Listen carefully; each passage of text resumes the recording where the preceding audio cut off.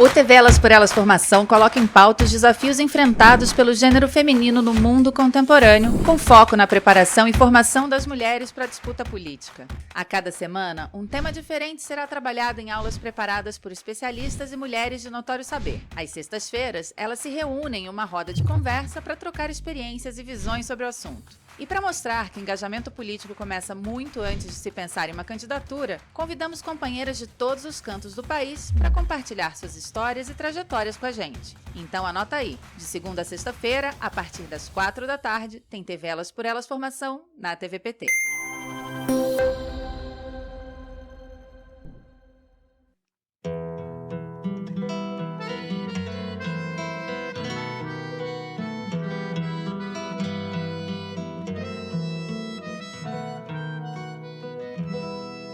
Um lugar que é bom pra mim é onde eu quiser estar.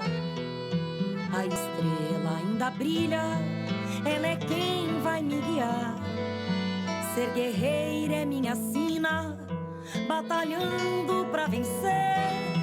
Tenho voz pra ser ouvida, tenho sonhos pra viver. Não vão mais conseguir me anular, me calar. Ninguém vai me impedir de cantar e lutar. Seja em casa, no campo, na rua ou na praça.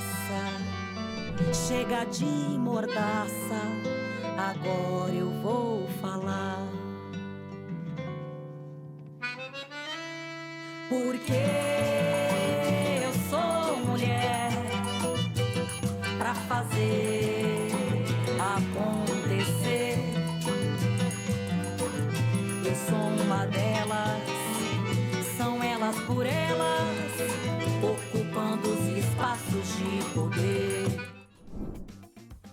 Esta semana celebramos o dia 8 de março, Dia Internacional da Mulher. E a TV Elas por Elas Formação dedica esta data para conversar sobre feminismo. Na aula de hoje, Nalu Faria, militante da Marcha Mundial das Mulheres, fala sobre o feminismo no mundo. Bom, cumprimentar a todas e todos e todos que vai nos assistir aqui na TVPT. Eu sou Nalu Faria, eu sou militante do PT, mas também sou militante da Marcha Mundial das Mulheres, e eu estou aqui para iniciar um debate sobre o feminismo. Nós vamos ter uma semana, a TVPT, durante toda a próxima semana, vai ter uma semana dedicada ao feminismo, em celebração ao 8 de março, Dia Internacional de Luta das Mulheres Trabalhadoras, e eu, então, vou falar sobre a questão do feminismo em nível internacional.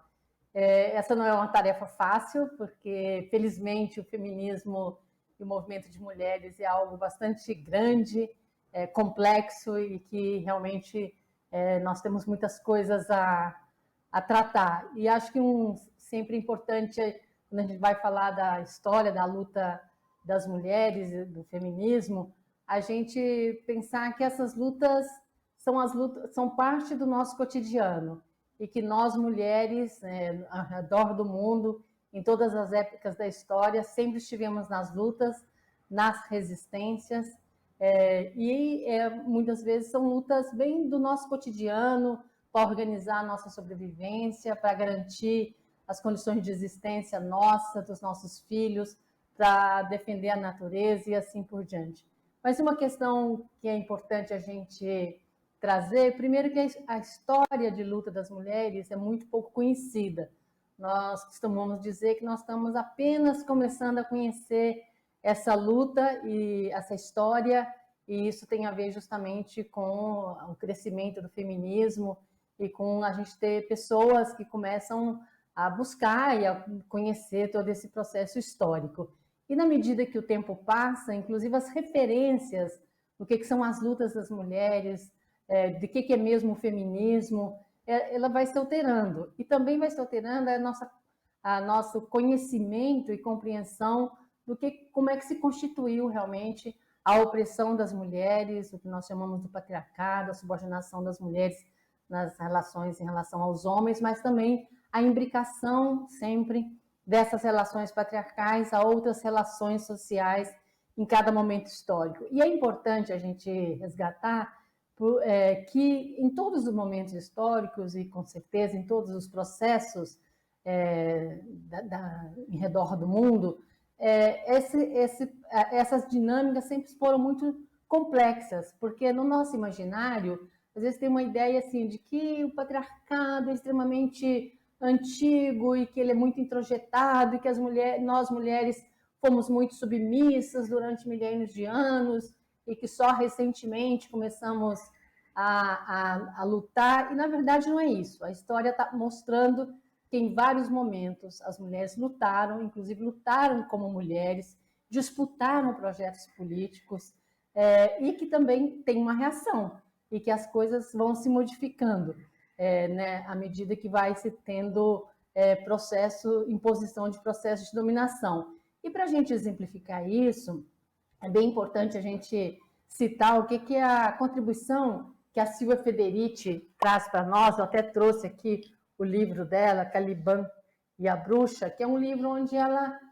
recupera o que é o processo de constituição do capitalismo, e ela fala de um processo de luta de classes desde na sociedade feudal, no momento, à medida que de sempre, mas que as crises foram se aprofundando, e uma luta de classes onde, durante muitos anos, muitos séculos, os proletários daquela sociedade, e aí eu estou falando da Europa, que é onde o capitalismo se instaurou primeiro, mas nessa luta disputando uma resposta para a sociedade feudal e buscando, inclusive, a construção de uma sociedade de emancipação. E que as mulheres foram protagonistas de muitas dessas lutas, e tem vários exemplos que a gente não vai ter tempo de citar aqui, mas é importante a gente pensar que, inclusive, derrotar as mulheres foi extremamente importante para os capitalistas, para instaurar o capitalismo. E é por isso que ela coloca a dimensão da caça às bruxas como o primeiro grande genocídio que nós conhecemos na história, como um dos elementos fundantes da acumulação primitiva, assim como o aprofundamento da divisão sexual do trabalho, e transformar as mulheres em seres totalmente subordinados, inferiorizados aos homens, inclusive excluindo as mulheres da produção e tratando o lugar da reprodução como o lugar das mulheres, mas como um lugar desvalorizado, invisibilizado e de não trabalho. E, ao mesmo tempo, o controle sobre o corpo das mulheres, e as mulheres sendo consideradas como produtoras da força de trabalho. Isso é muito importante para a gente pensar o seguinte: quando nós estamos discutindo a história, nós não queremos contar só a história desde o centro, né, desde a Europa, mas para a gente, ao mesmo tempo, para a gente pensar essas dimensões hoje, na medida que o capitalismo é um modelo hegemônico, mesmo que ele não abarca todas as relações em todas as sociedades, mas ele é o que organiza a nossa vida em nível mundial, em nível global. Então é importante a gente pensar como esse capitalismo se constituiu e como ele modificou as relações de opressão, e aí é muito trabalhado nesse livro da Silvia Federici, mas tem outras teóricas e teóricos que também já trazem isso, mostrando como o capitalismo se fundou, se estruturou com base nesse reforço e nessa atualização e até a invenção de um novo patriarcado, da colonização e do racismo. E, claro, do cercamento das terras e do controle do trabalho dos operários, da classe trabalhadora, a partir do assalariamento, né?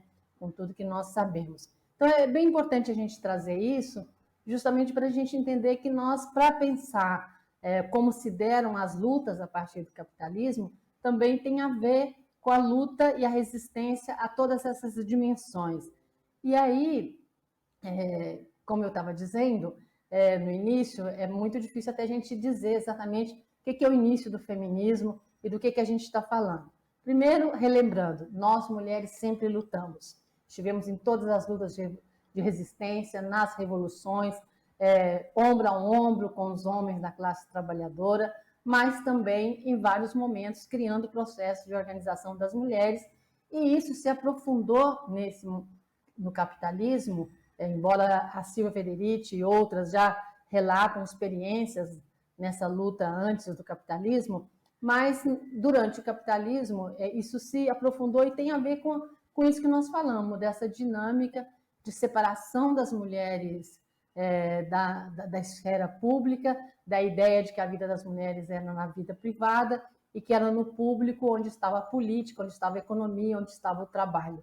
Mas, ao mesmo tempo, nós sabemos que isso é só uma construção para justificar uma inferiorização das mulheres, porque o capitalismo nunca pôde prescindir do trabalho das mulheres, seja no campo, mas também nas indústrias e nos serviços. E o que a gente pode trazer, então, é um pouco uma compreensão sobre essa relação da construção do feminismo, que também, quando a gente fala de feminismo, nós estamos falando de um determinado processo histórico, que, claro, que se conectou a esses processos históricos anteriores, e nesse processo histórico do feminismo tem a ver com essa dimensão da organização de um movimento das mulheres com um conjunto de reivindicações, questionando a subordinação e a ideia de inferioridade das mulheres, discutindo com a igualdade também para as mulheres, no momento que o capitalismo estava falando que os seres humanos nascem iguais, que todos são dotados de razão, mas que as mulheres eram inferiorizadas por serem do sexo feminino, naturalizando e biologizando essa desigualdade das mulheres.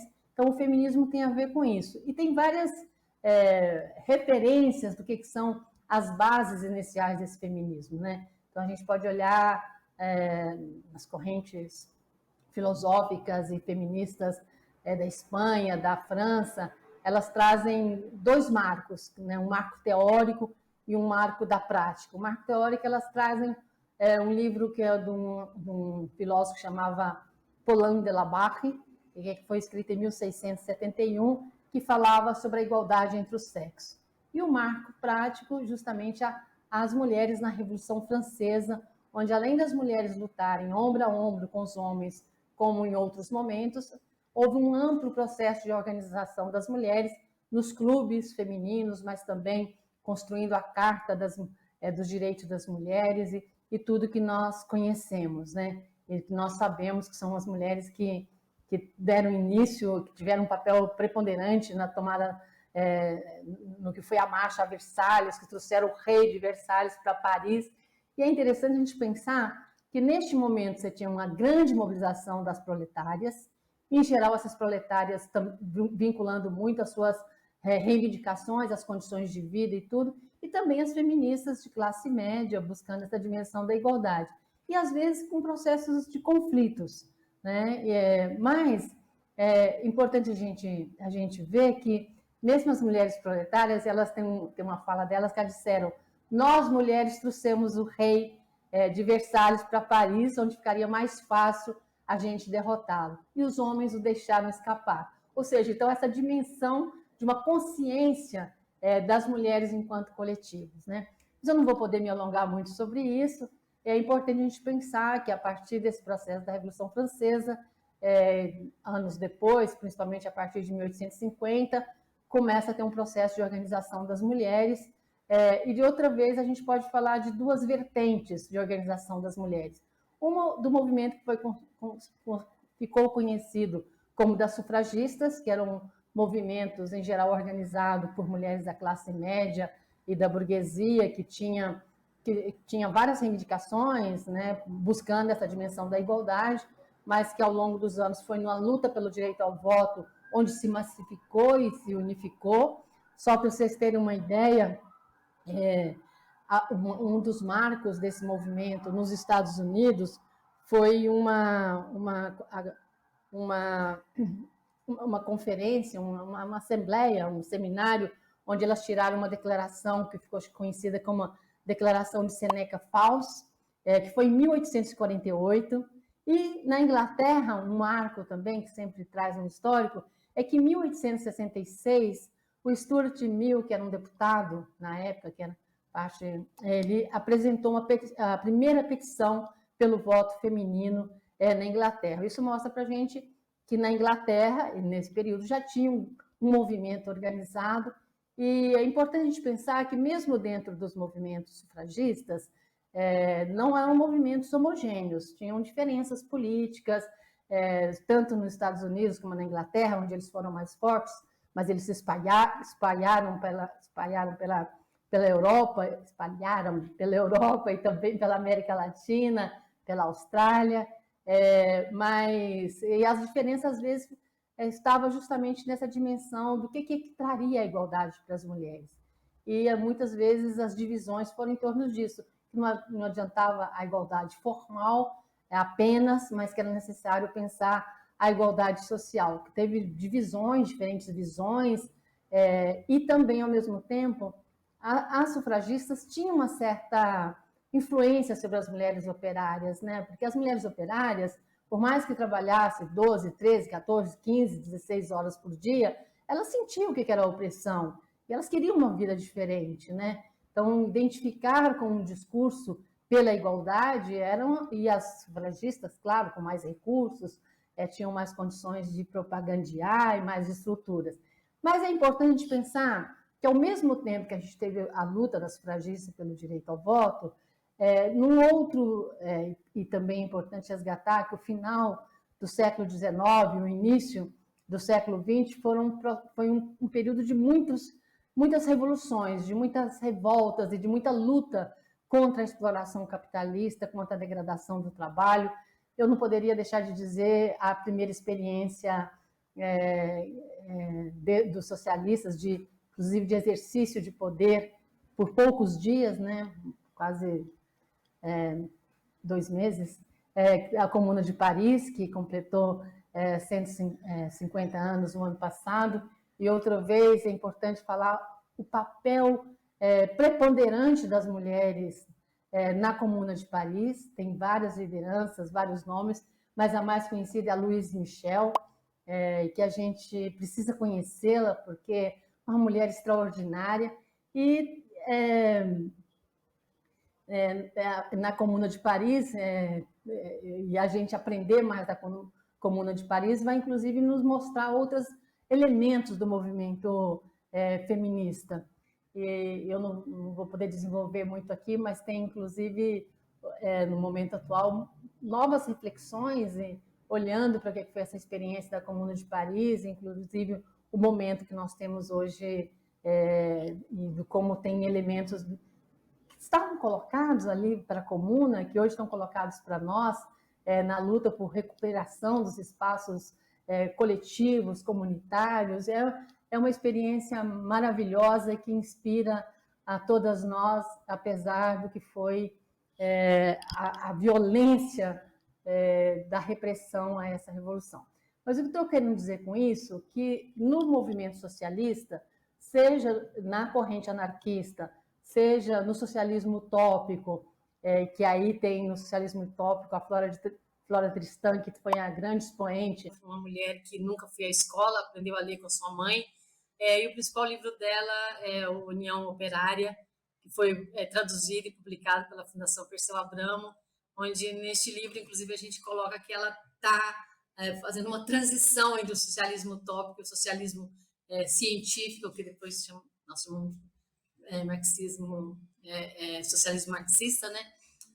Justamente falando desse processo da organização dos trabalhadores, das trabalhadoras, inclusive em nível internacional.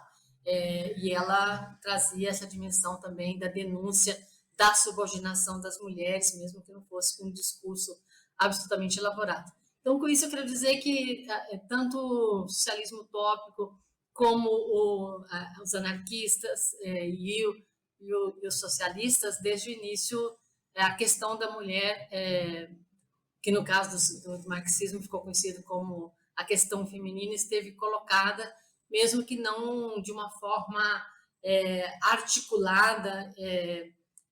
Nós sempre queremos resgatar que o Marx e o Engels trataram a questão das mulheres como algo parte de uma construção histórica, que é a desigualdade das mulheres. Eles falavam não era uma invariante histórica, que tinha raízes, né, nas relações sociais e na forma como a exploração e a opressão se desenvolviam. Claro que teve limites, não olhou para o trabalho doméstico de reprodução, olhou mais para a dimensão da produção, mas trazia várias questões, como a defesa intransigente da autonomia econômica das mulheres, do direito das mulheres ao trabalho assalariado, a crítica à família patriarcal e à dupla moral, e várias outras questões que a gente vai desenvolvendo ao longo aqui do processo, mas com certeza isso não era um elemento consensual, né? A gente sabe que tinha sempre pessoas contrárias, assim como dentro do movimento sindical, muitas vezes teve setores que consideravam as mulheres largas de emprego e que as mulheres estavam piorando as condições de trabalho dos homens, mas com certeza foi o processo de organização das mulheres socialistas dentro dos partidos social-democrata e desde a Segunda Internacional, principalmente, que garantiu a construção de um amplo movimento de mulheres socialistas, que nós vamos desenvolver um pouco mais, inclusive essa relação com o movimento sufragista e como que se deu esse debate. Para terminar essa aula, então, essa pequena exposição, convidar todas, todos e todes para, no dia 8 de março, assistir a programação que a TVPT vai dedicar o dia inteiro a sua programação ao tema do feminismo, do Dia Internacional de Luta das Mulheres, com a presença de várias companheiras nossas militantes, nossas ativistas petistas e feministas, e esperamos que todos vocês possam assistir a essa programação. Obrigada. Falar do feminismo é bem importante, porque a gente retoma toda a luta histórica em todos os momentos que nós, mulheres, estivemos à frente de processos, construindo processos e abrindo caminhos para a nossa participação e para a participação de todas, né, das outras, das mulheres que viriam mais adiante. E atualmente nós somos essas mulheres, né, que chegamos em outros espaços de poder que muitas mulheres não conseguiram lá atrás ou que percorreram caminhos para que a gente chegasse.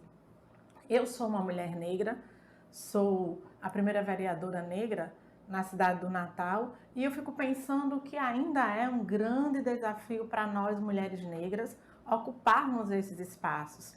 O feminismo negro precisa ser respeitado, entendido, valorizado. É por isso que a gente tem que falar sobre essa diversidade, sobre as identidades, sobre nossa pluralidade, né? Para atualmente, se a gente não perceber a importância, né, de encontrar e de trazer todas essas mulheres para o centro da discussão, a gente não vai mexer nessa pirâmide, a gente não vai fazer essa roda girar. E a gente precisa fazer essa roda girar. A gente precisa fazer com que esses desafios, né, com esse vazio, eu acho um vazio você chegar nas instituições públicas, você chegar nos governos estaduais, municipais, e você não encontrar as mulheres na linha de frente. Isso é um vazio. Esse é um desafio. A gente ocupar, a gente encher de mulher, mas encher de mulher preta também, encher de mulher LGBT. É disso que a gente está falando, né? A gente tem se esforçado muito para garantir, inclusive, formação política, para dialogar com as mulheres nas comunidades, no rural, trazendo todas essas identidades. Muitas ações realizadas nos diversos espaços dão conta de afirmar essa nossa identidade múltipla. E a gente tem afirmado ela, mas trazido ela junto quando a gente vai ocupar um lugar, né? O estado do Rio Grande do Norte é governado por uma mulher de origem popular, única. Desafio posto para a gente pensar sobre isso. Esse lugar das mulheres feministas ocupando lugares centrais, trazendo junto o nosso feminismo.